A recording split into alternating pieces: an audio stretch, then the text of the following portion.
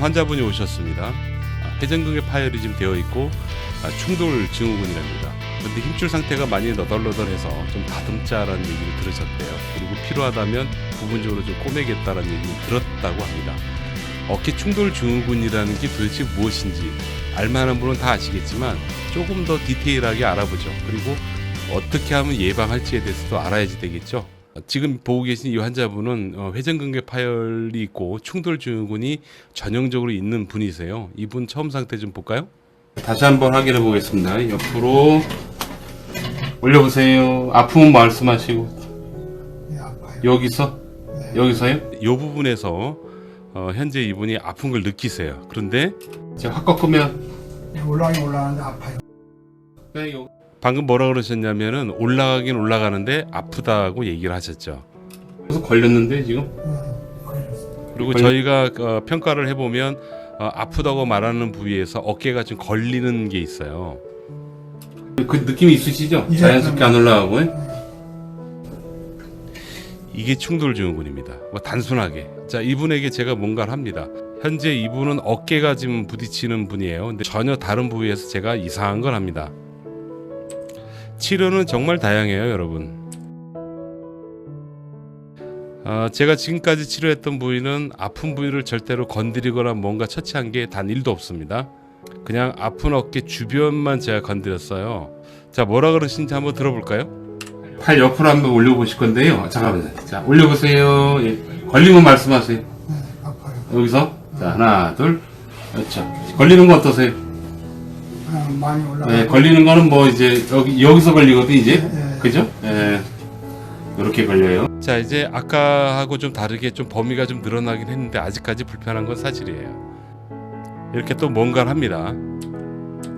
여기도 아픈 부위하고 전혀 관계없는 부위죠. 뭐라 그러신지 한번 들어보겠습니다. 예, 똑같이 해보실게요. 어떠세요, 아까보다? 좋아요. 아까하고 비교하면 뭐 비교가 안 돼요. 자, 여러분 보시기에 어떠세요? 자, 설명 좀 들어볼까요? 회전근개 파열 혹은 어깨 충돌 증후군이라는 진단을 받으셨고 현재 여러분들 증상이 팔이 움직여지긴 하나 특정한 각도, 그러니까 뭐 한 이 정도 각도에서 걸린다, 이 정도 각도에서 걸린다, 그러니까 아프다는 얘기죠. 아픈데 올라가긴 다 올라간다. 그럼 여러분들은 회전근개 파열 질환에 입학하신 거예요. 지금부터 여러분들 정말 관리를 잘 하셔야 되는데 그 두 가지를 말씀드릴게요. 이 두 가지 부분이 제대로 되질 않으면 정말로 수술까지 가는 경우가 있습니다. 제가 설명드리기 전에 먼저 기본적으로 깔아야 될 내용이 있어요. 일전에 힘줄 파열된 부분은 자연스럽게 회복이 된다라는 말씀을 드린 적이 있는데 지금 보시면 자, 이렇게 자연스럽게 좋아진다라는 그 애니메이션을 제가 예를 든 적이 있습니다.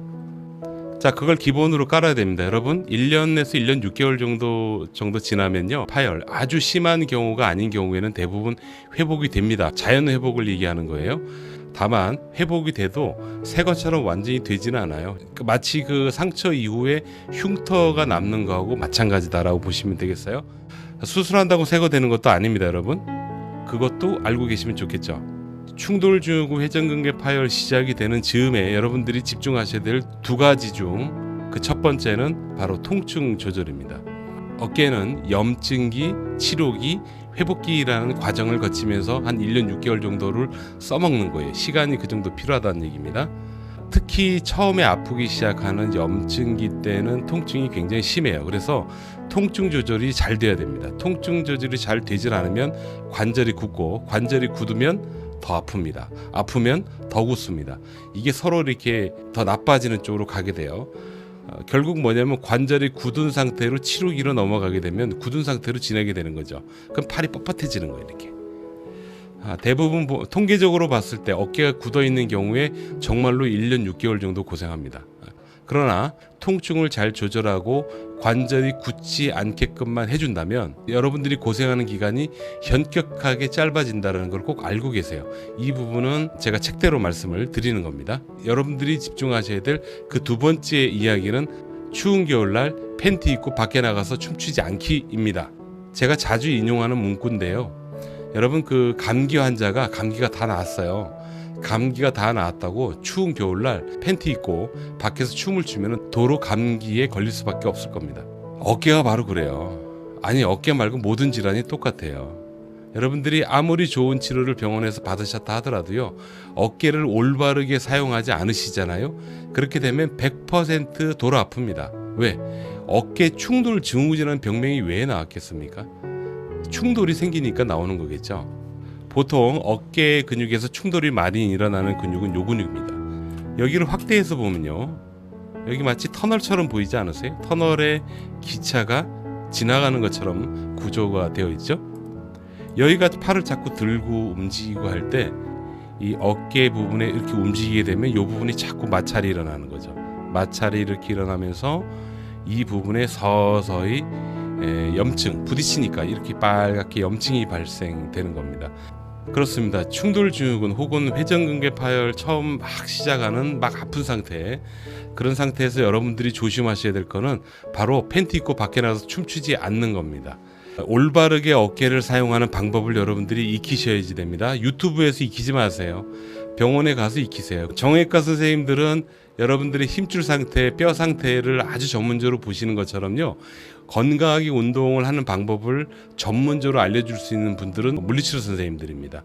근데 물리치료 선생님들도요, 역량 차이가 많이 납니다. 그래서 어깨를 건강하게 사용하는 방법을 가르쳐 줄 수 있는 선생님을 찾으셔야지 돼요. 그렇게 되면 여러분들은 첫 번째, 통증 조절이 잘 됐죠.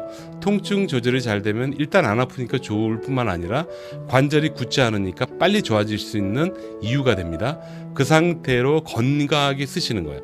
건강하게 쓴다는 게 충돌이 되지 않도록 쓰는 거를 건강하게 쓴다고 얘기를 합니다. 통증 조절, 건강하게 어깨 쓰기.